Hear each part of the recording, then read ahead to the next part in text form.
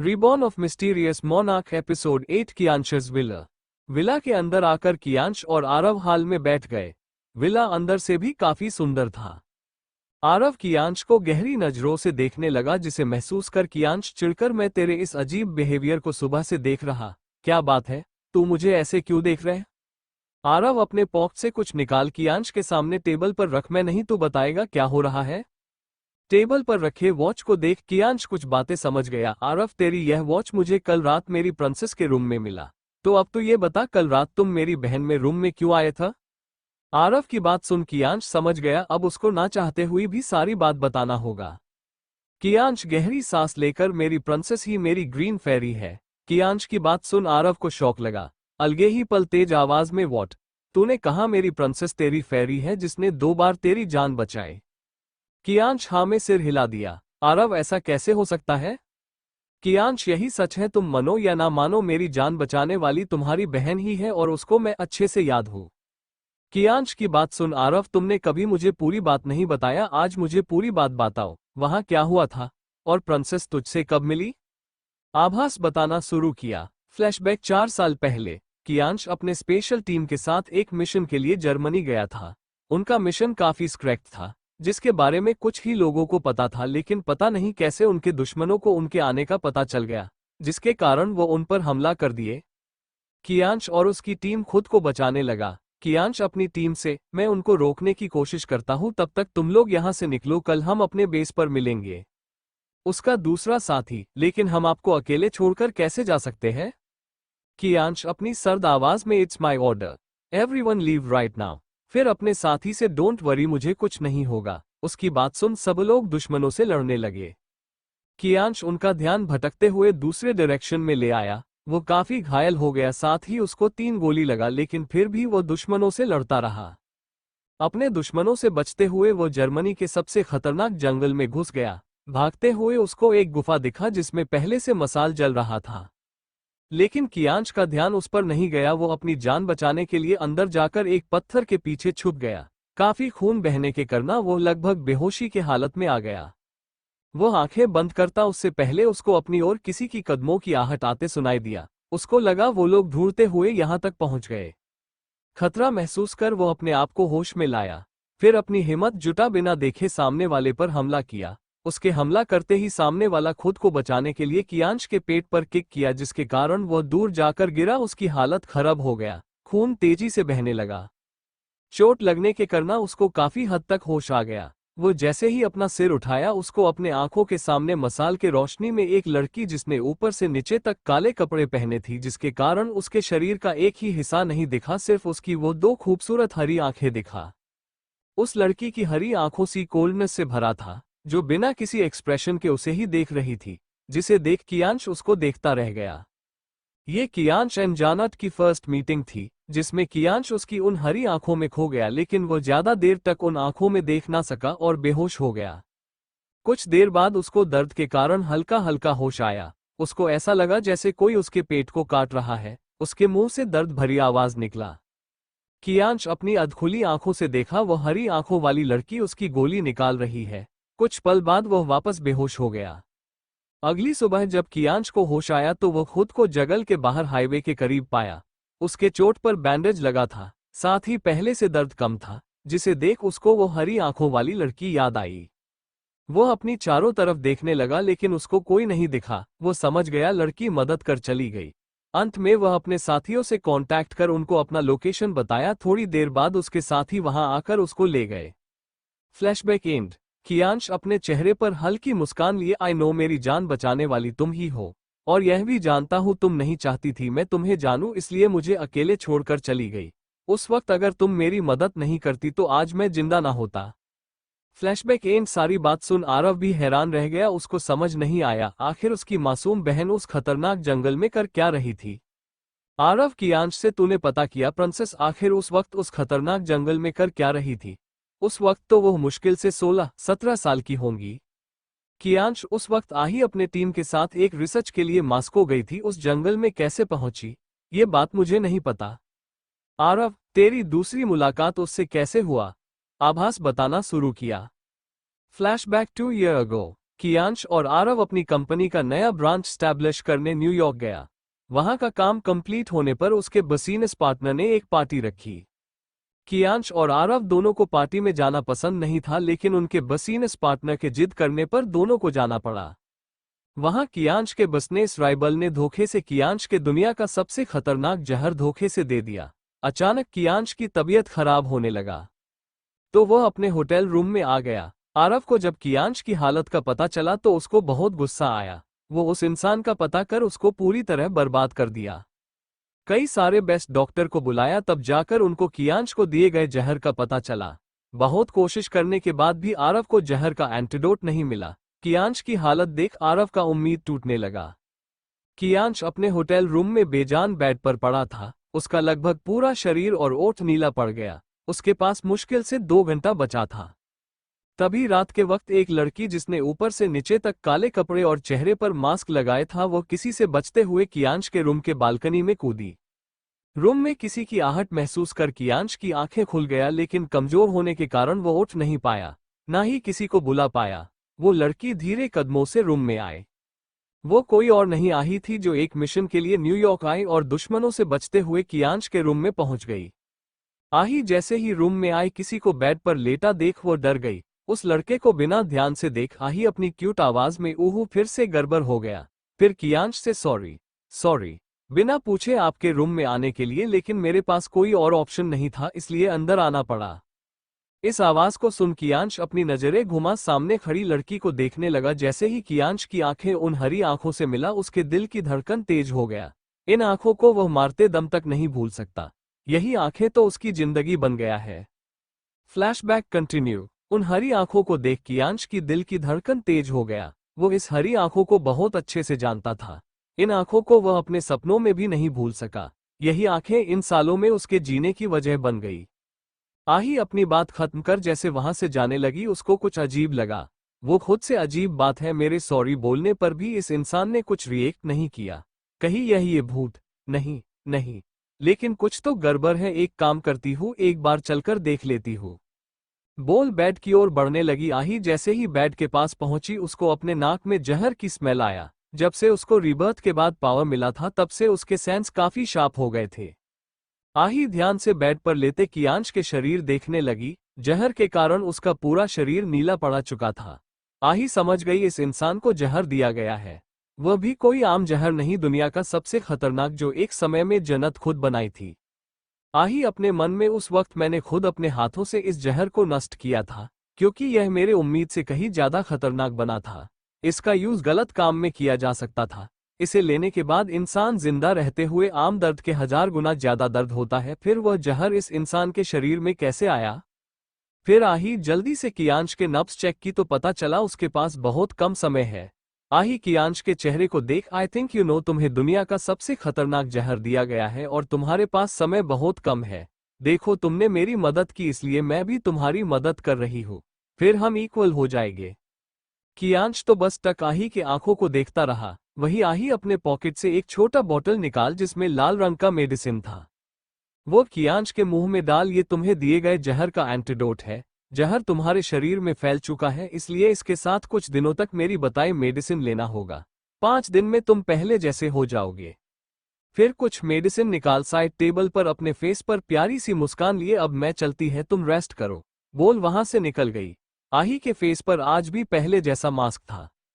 कियांश तो बस उसकी हरी आंखें, जिनसे आज उसको मासूमियत के साथ अपने लिए फिक्र दिखा, उसे देखता रह गया। उसकी प्यारी आवाज उसको मीठी धुन लगा।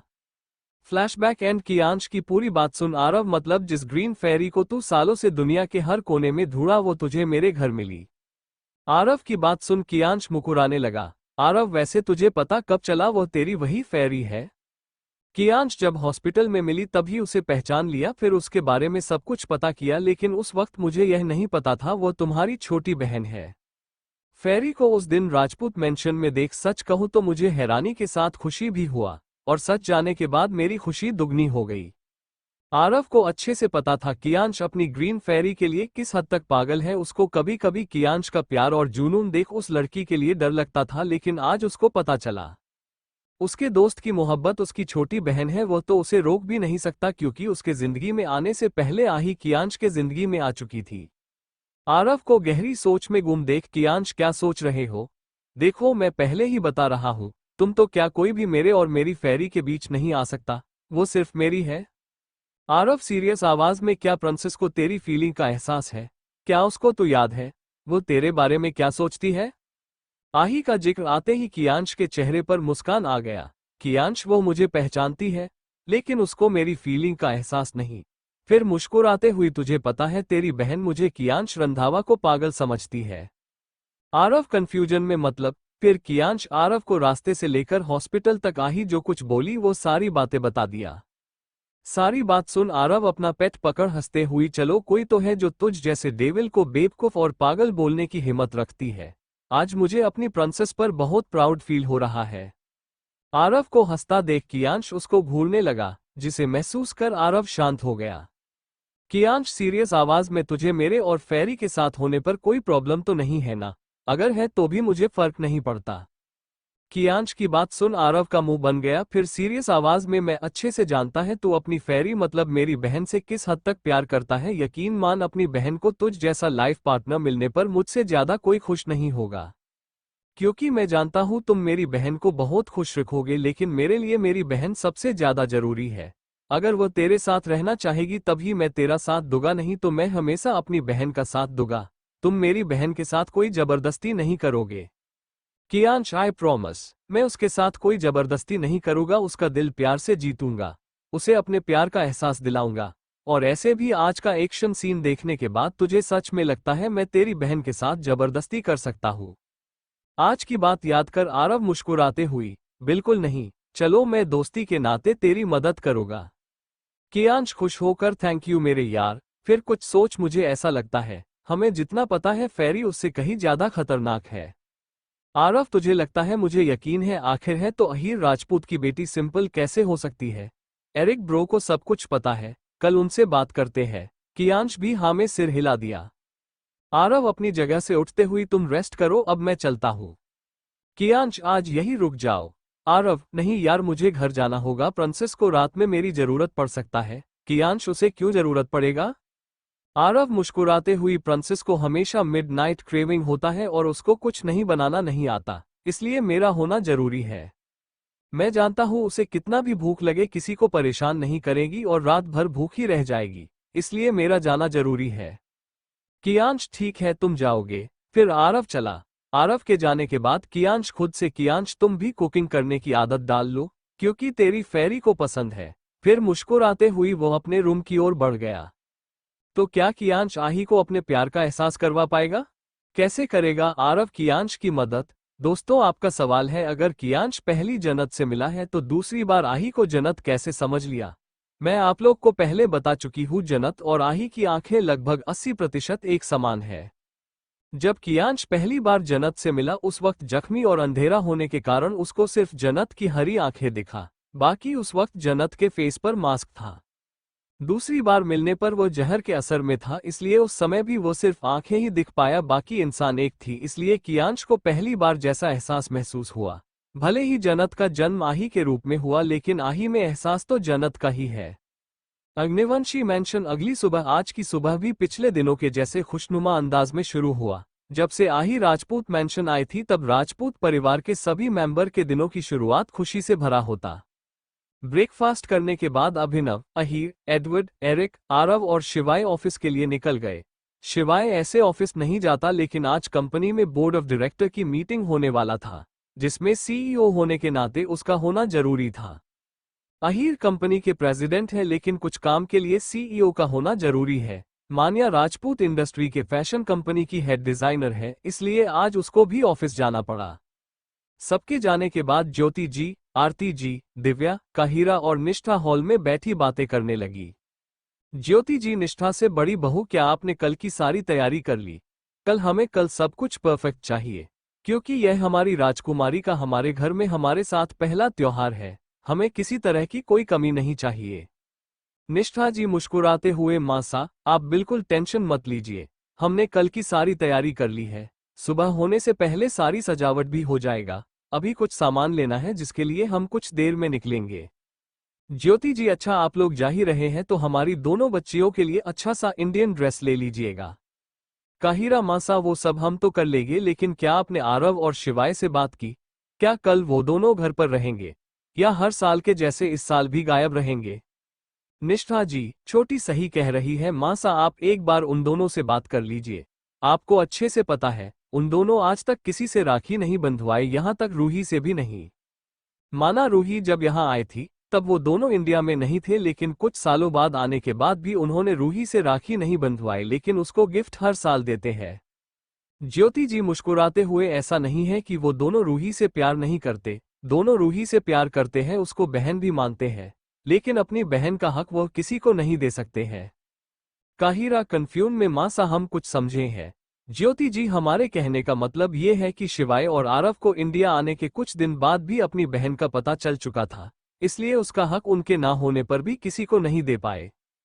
पहले भले ही उनके पास यहाँ रुकने की कोई वजह नहीं थी लेकिन अब उनकी प्रिंसेस रुकने की सबसे बड़ी वजह है। इस बार दोनों आएंगे। ज्योति जी बात सुन सब मुकुराने लगे।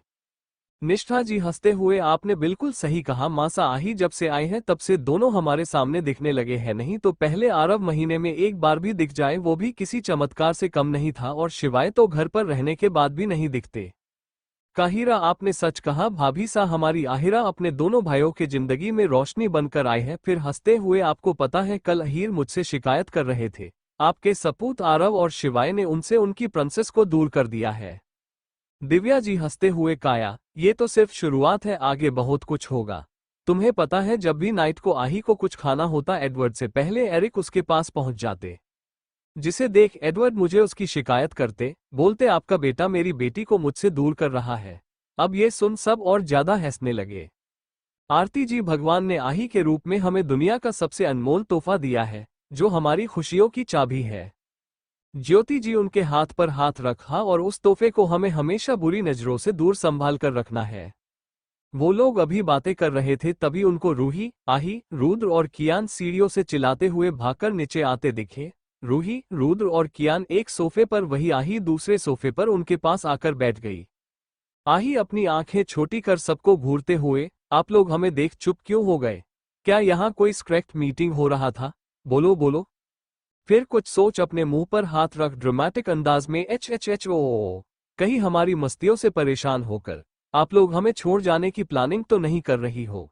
ऐसी बात है तो मैं पहले ही बता देती हूँ, हम आपको रोकने वाले नहीं है।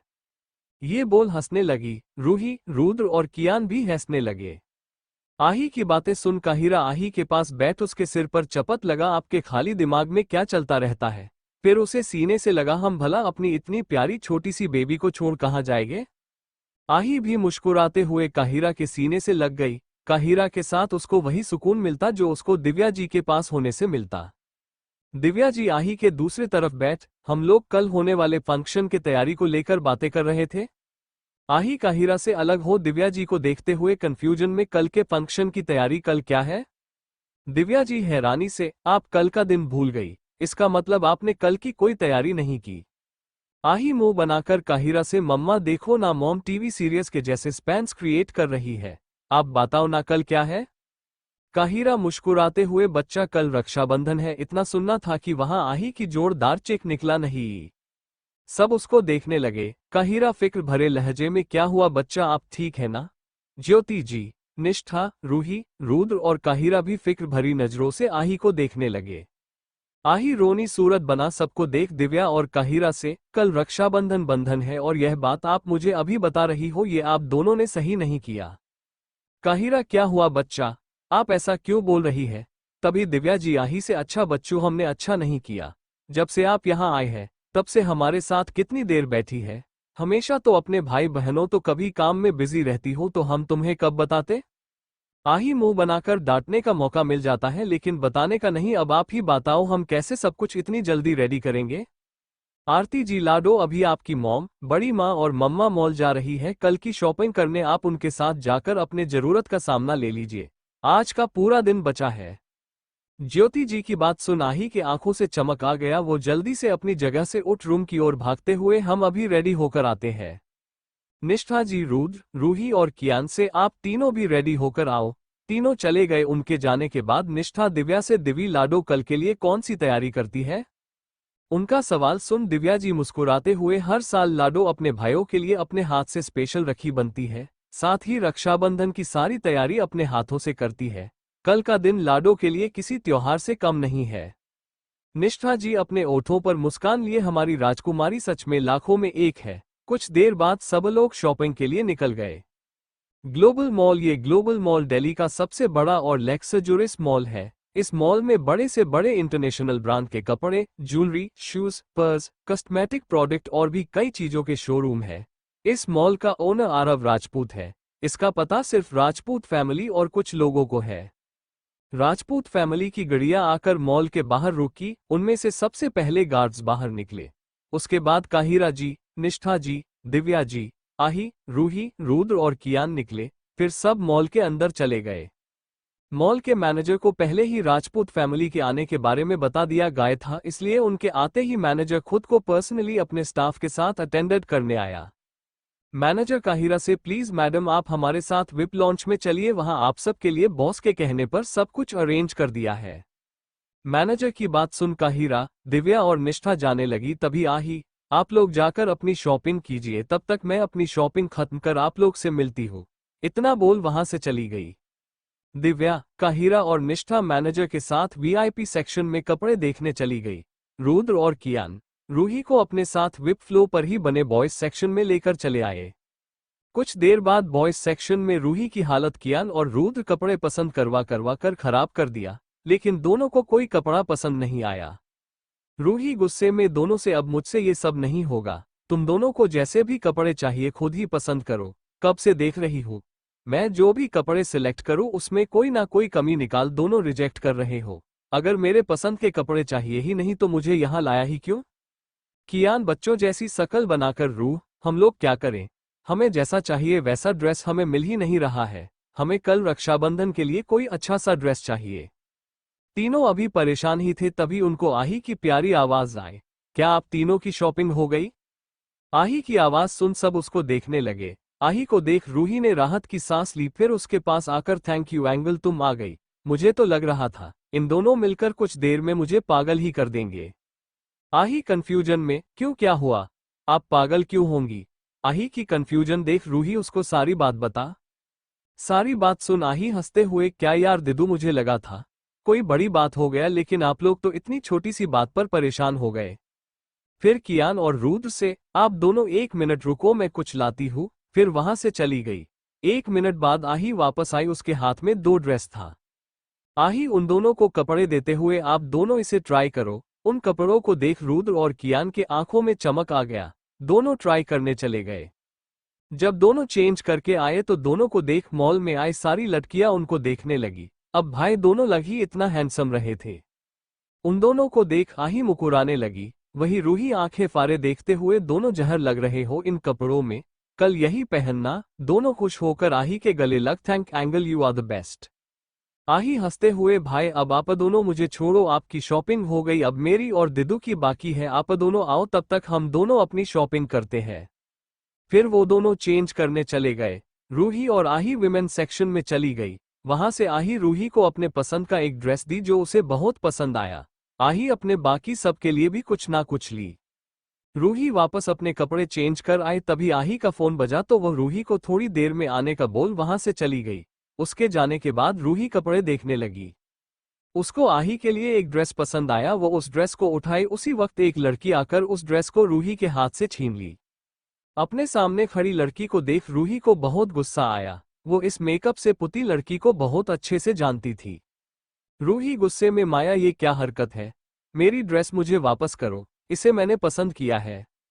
माया शेरगिल खानदान की इकलौती बेटी और रूही की क्लासमेट है। शेरगिल खानदान का पॉलिटिक्स में काफी नाम है। शेरगिल खानदान का राजपूत से अच्छे रिलेशन है। माया एक बहुत की घमंडी लड़की है जिसको हमेशा रूही से जलन होता है। उसको रूही का सच पता था, इसलिए वह हमेशा उसको नीचा दिखाती। इस वक्त उसके साथ उसकी 2 दोस्त थी। माया रूही को ऊपर से नीचे घिन भरी नजरों से देख, तुम जैसी लड़की की औकात नहीं है जो इस ड्रेस को खरीद सको।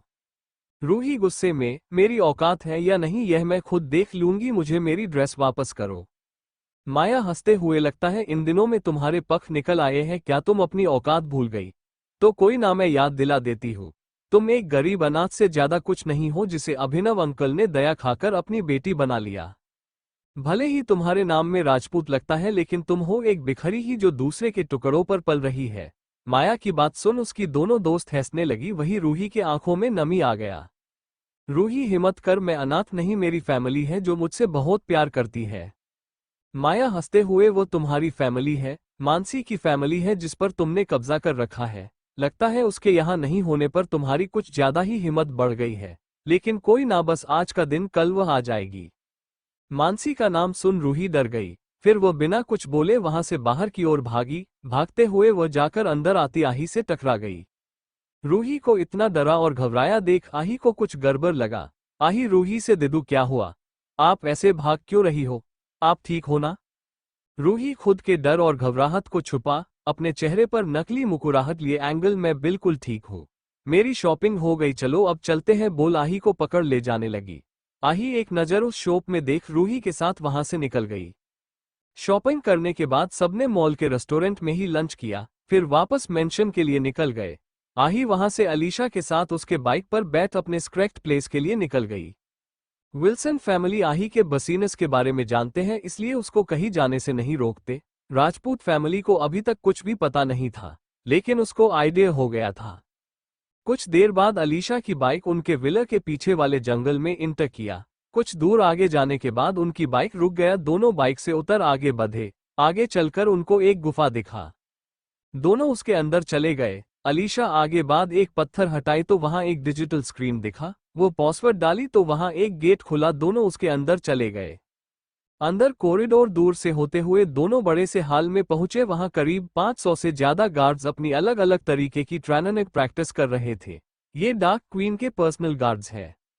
रास्ते में आते वक्त आही अपने कपड़े बदल डार्क क्वीन का मास्क पहन ली, जिससे उसको प्रॉब्लम ना हो। इस वक्त उसकी सिर्फ वह हरी आंखें दिख रहा था। उसका ऑरा काफी खतरनाक हो गया, जिससे अलीसा को कोई फर्क नहीं पड़ा। लेकिन सारे गार्ड्स 2 कदम पीछे हट गए।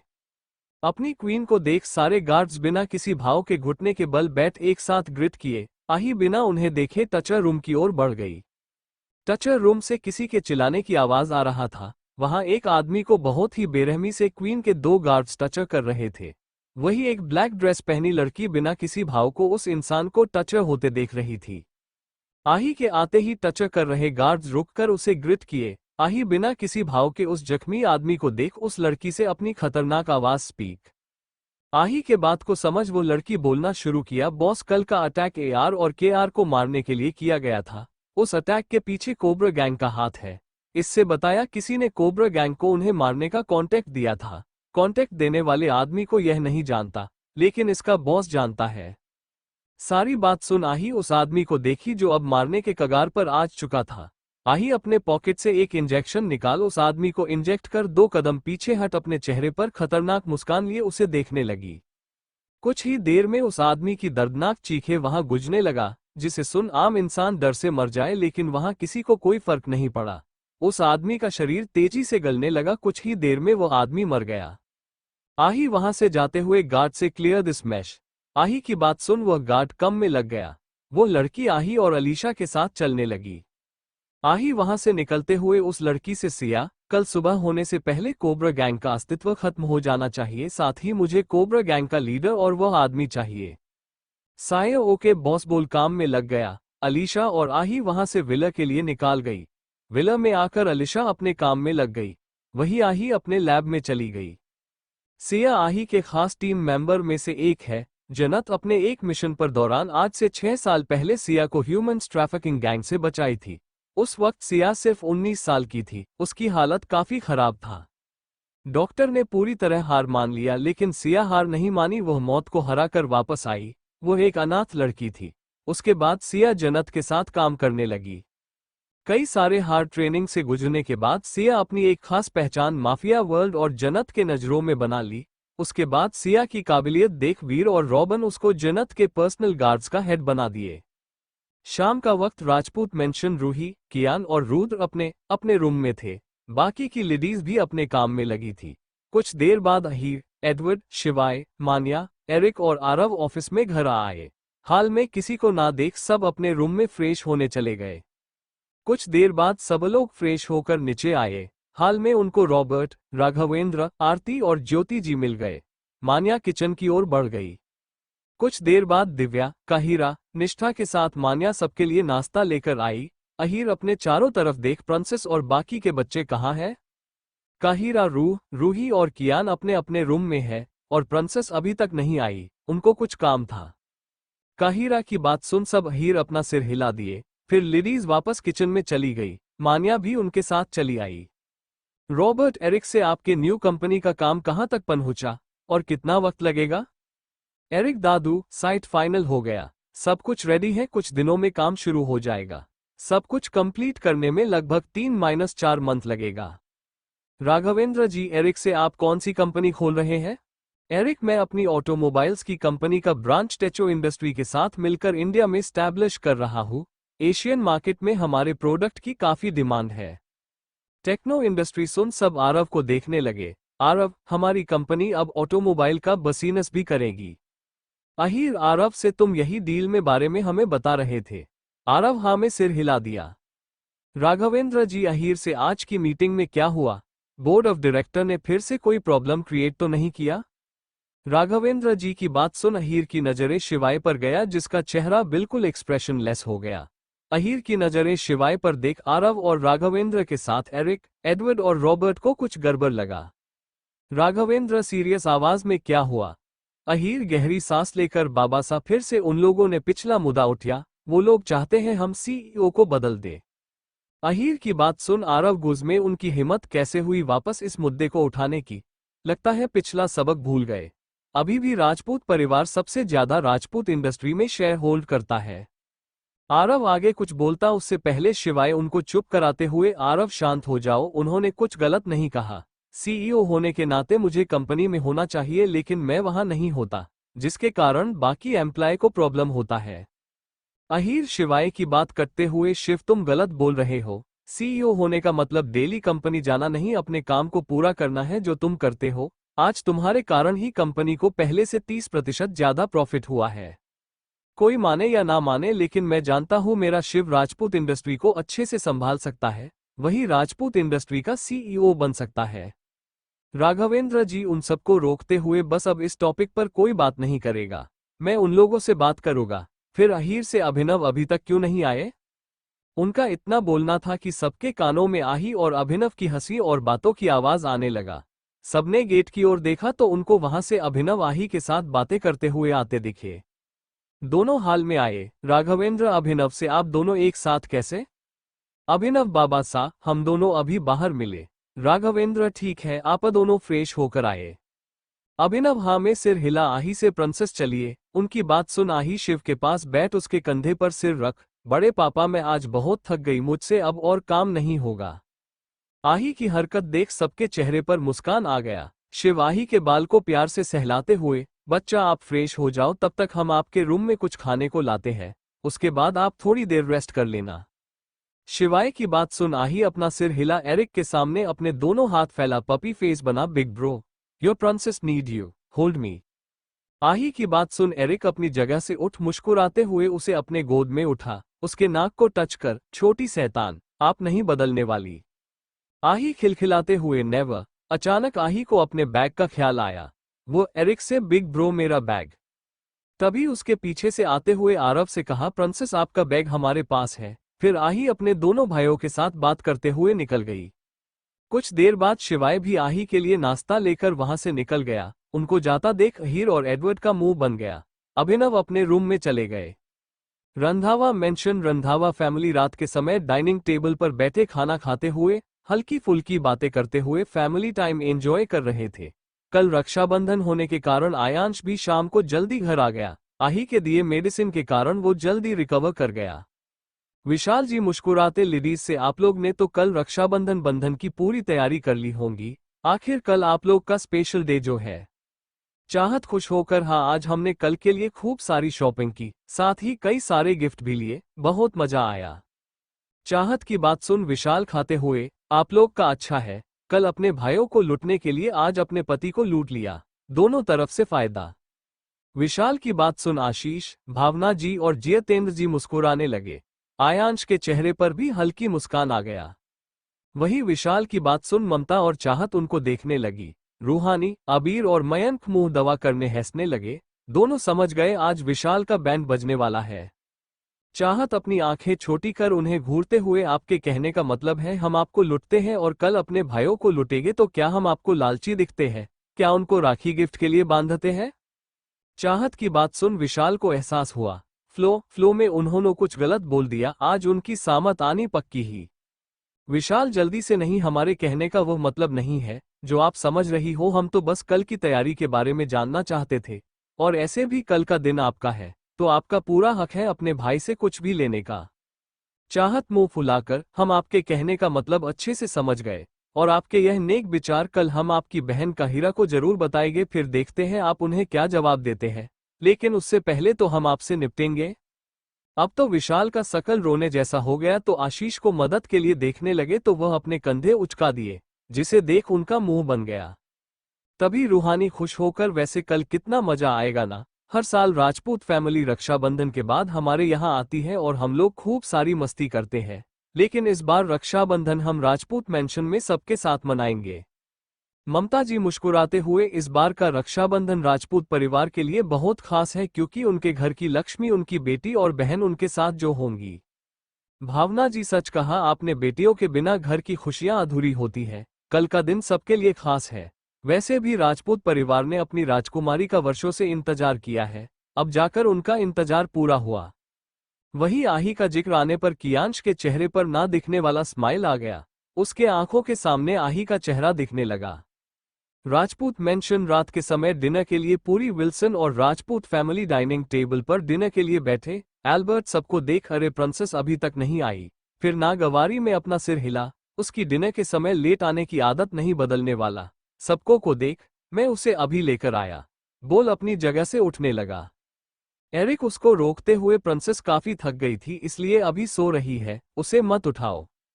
एल्बर्ट, लेकिन भाई उसे भूख लगी होंगी, आपको पता है ना, दोपहर के बाद वो कुछ नहीं खाती और वो हमेशा समय पर खाना खाना भूल जाती, जिसके कारण उसकी तबीयत खराब हो जाता है। एरिक, डोंट वरी, सोने से पहले उसे नाश्ता करवा दिया है। एल्बर्ट की परेशानी को समझ आरव एल्बर्ट से, और अगर मैं उसे रात में भूख लगा तो मैं खिला दूंगा, तो अब तुम अपना डिनर करो। एरिक और आरव की बात सुन एल्बर्ट सबके साथ डिनर करने लगा। डिनर करने के बाद अभिनव आरव और अहीर को अपने स्टडी रूम में आने का बोल वहां से निकल गए। अभिनव स्टडी रूम, कुछ देर बाद अभिनव, अहीर और आरव अभिनव के स्टडी रूम में आ गए। अहीर अभिनव से, क्या हुआ भाई साहब, आपने हम दोनों को अकेले बुलाया, क्या कोई जरूरी बात है? फिर फिक्र भरे लहजे में, आज जब से आप आए हैं तब से कुछ परेशान लग रहे हैं, या कोई परेशानी वाली बात है? अभिनव उन दोनों को देख बिना कुछ बोले उनकी ओर एक फाइल बढ़ा दिए। आरव और अहीर अभिनव को देख उनकी दी हुई फाइल पढ़ने लगे। पूरी फाइल पढ़ने के बाद दोनों के एक्सप्रेशन खतरनाक के साथ सीरियस हो गया। अहीर अभिनव से, भाई साहब अगर वो लोग ऐसा करते रहे तो इसके कारण हमारा नेशनल डिफेंस सिस्टम खत्म हो जाएगा। इतना कुछ हो गया, नेशनल डिफेंस कर क्या रहा है?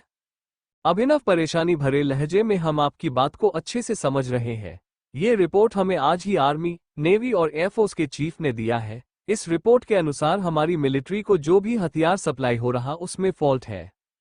उन्होंने हाई कमांड को कंप्लेन भी किया और उसके लिए प्राइम मिनिस्टर ने कमेटी भी बिठाई, लेकिन कमेटी मेंबर के चेक करने के बाद उनको हथियार में कोई फॉल्ट नहीं मिला। यहां तक कि हमारे लोगों ने भी चेक किया है। हमारी आर्मी को पीछे 2 सालों में जो भी हथियार मिला है उसमें 40% खराब निकाला है, तो सवाल ये है वो हथियार गया कहां? इतना ही नहीं, हाल में इंटेलिजेंस एजेंसी ने गवर्नमेंट को इन्फॉर्मेशन दिया है दुश्मन हमारे खिलाफ कुछ बड़ा करने वाले हैं। इतना ही नहीं, हम किसी दूसरे देश से मदद ना ले सके इसके लिए उन्हें उछाल दिया है। अभिनव की पूरी बात सुन आरव और अहीर के भाव पहले से कहीं ज्यादा गंभीर और चिंता वाला हो गया। आरव, ये प्रॉब्लम हमारे उम्मीद से काफी ज्यादा बड़ा है, हमें लग रहा यह मामला जितना सीधा दिख रहा उतना है नहीं। फिर अभिनव से, बड़े पापा आप ही सोचिए, पिछले 2 सालों से यह सब कुछ चल रहा है, फिर इतने समय बाद आपको यह इन्फॉर्मेशन कैसे मिला? वो सोचने वाली बात है। अभिनव, हमें भी यही लग रहा है, फिर अहीर से आप क्या सोचते हो इस मैटर में? अहीर कुछ सोच भाई सा, हमें लग रहा इन इन्फॉर्मेशन को देकर वो हमारे समय को बर्बाद करना चाहते हैं। हम अपनों के भेष में छुपे दुश्मन को ढूंढते रहे और वो लोग अपना काम करके निकल जाए। अभिनव भी सोच में पड़ गए।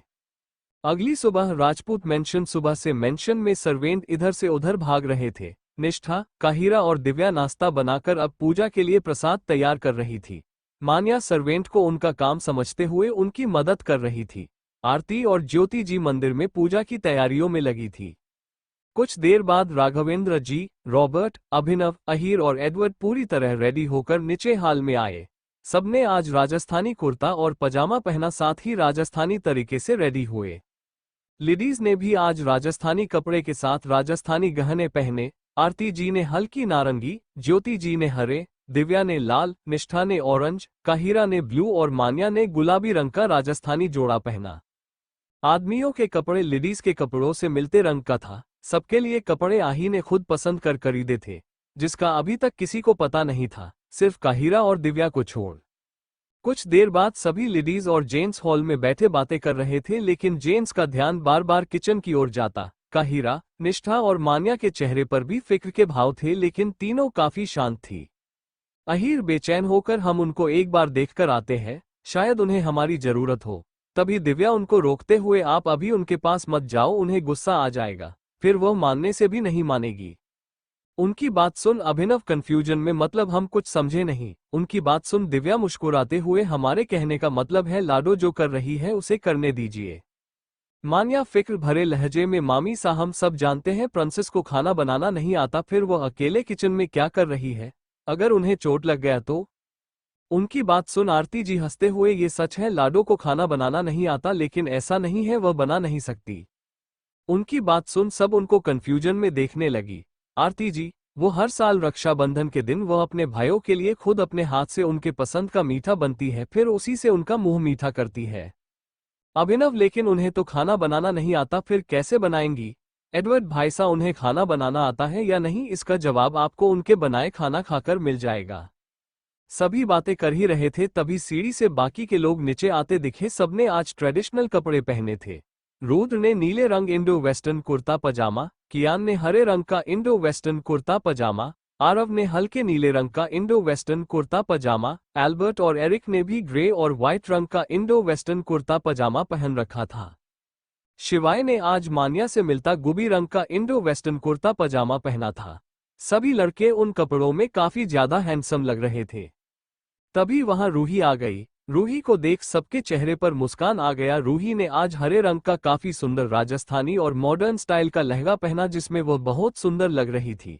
एरिक की नजरें कुछ देर के लिए रूही पर टिक सा गया, वही रूही भी एरिक के हैंडसम चेहरे में खो सी गई, लेकिन जल्द ही दोनों एक दूसरे से नजर हटा लिए। सभी लड़के और रूही बड़ों के पास आ गए। आरव, आही को वहां ना देख। काहिरा से, माँ प्रिंसेस कहाँ है?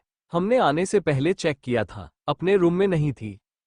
काहिरा, बेटा प्रिंसेस अपने रूम में नहीं, किचन में है। काहिरा की बात सुन सभी एक साथ व्हाट? वही एरिक और एल्बर्ट एक दूसरे को देख सिर हिला दिए। अभी आगे कुछ बोलते उससे पहले उनको आही की प्यारी आवाज आई, आप लोग इतना शॉक क्यों हुए? क्या हम किचन में नहीं हो सकते? आही की आवाज सुन सब आही को देखने लगे। आही ने इस वक्त नीले रंग का घुटने तक का फ्रॉक और बालों का बन बनाए बहुत ज्यादा क्यूट लग रही थी। किचन में काम करने के कारण उसका गोरा चेहरा पसीने और गर्मी के कारण पूरी तरह से लाल पड़ चुका था। आही को ऐसे पसीने से नहाया देख सबको उसकी चिंता होने लगी। आही की स्किन बहुत ज्यादा सेंसिटिव थी, इसके कारण उसको कोई किचन में जाने नहीं देते, क्योंकि जब भी आही किचन में जाती उसकी हालत खराब हो जाता। पहले वाली आही को इससे बहुत प्रॉब्लम होता, लेकिन जन्नत को इससे ज्यादा प्रॉब्लम नहीं होता, लेकिन शरीर तो आही का था जिसके कारण उसे थोड़ा परेशानी होता। अहीर और आरव जल्दी से आही के पास जाकर उसके बॉडी को चेक करने लगे। अहीर फिक्र भरे लहजे में, प्रिंसेस आप ठीक है ना? आपको कहीं लगी तो नहीं? अहीर और आरव को इतना परेशान होता देख आही क्यूट सा फेस बना, ओ आप दोनों कितना डरते हो, मैं बिल्कुल ठीक हूँ। आही को अच्छे से देख उन दोनों साथ ही पूरे परिवार को राहत मिला। तभी शिवाय आही के हाथ पकड़, बच्चा आपको किचन में जाने की क्या जरूरत थी? अगर आपको कुछ हो जाता तो? आही शिवाय के पास बैठ मुस्कुराते हुए, भाई साल में एक दिन आता है जब हमें हमारे भाइयों के लिए कुछ स्पेशल करने का मौका मिलता है, तो हम पीछे कैसे हट सकते हैं? और वैसे भी हमने अपना काम कर दिया, अब शाम को आप लोगों की बारी होंगी। आही की बात किसी को समझ नहीं आया, शिवाय बच्चा हमें आपके कहने का मतलब समझे नहीं। तभी एरिक उनके पास आकर बोला, भाई हम आपको इसका मतलब बताते हैं, लेकिन उससे पहले आही को देख, प्रिंसेस आप रूम में जाकर रेडी हो जाए। आही उसकी बात सुन अपने रूम में चली गई। तभी एरिक मान्या से, भाभी क्या आप प्रिंसेस को रेडी कर देगी? मान्या मुस्कुराते हुए, हम अभी उन्हें रेडी कर लाते हैं। एरिक, भाभी उसे रेडी करने से पहले प्लीज आप उसके बॉडी में जहां भी रेड स्पॉट होगा वहां बर्निंग क्रीम अप्लाई कर दीजिएगा। दरअसल प्रिंसेस की स्किन काफी सेंसिटिव है, जिसके कारण ज्यादा देर किचन में रहने से उनको प्रॉब्लम हो जाता है। मान्या ठीक है बोल चली गई, उसके साथ रूही भी चली गई। उनके जाने के बाद सब एरिक को देखने लगे। एरिक, रक्षाबंधन के दिन प्रिंसेस अपने भाइयों के लिए कुछ मीठा बनाती है, फिर रात में हम भाई उसके लिए उसके पसंद का स्पेशल डिनर बनाते हैं। तभी एल्बर्ट, इतना ही नहीं मैडम को शाम में उसके पसंद का स्पेशल सरप्राइज चाहिए जहां हर चीज यूनिक हो। फिर रोनी सूरत बना, आप लोग विश्वास नहीं करोगे लेकिन हर साल भाई और मेरा सोच कर बुरा हाल हो जाता है, उसको क्या सरप्राइज दिया जाए। सच कहूं तो हमारा बैंड बजा देती है। एल्बर्ट की हालत देख सब हंसने लगे। कियान, मतलब इस बार हमारा भी बैंड बजेगा? एल्बर्ट, कोई शक? इस पर सब हंसने लगे। Thank you for listening. मुझे उम्मीद है आपको ये स्टोरी पसंद आई होगी। अगर आपको पसंद आए है तो प्लीज लाइक और कमेंट करना ना भूलें और मोर स्टोरीज के लिए सब्सक्राइब करें। मिलते हैं नेक्स्ट वीडियो में।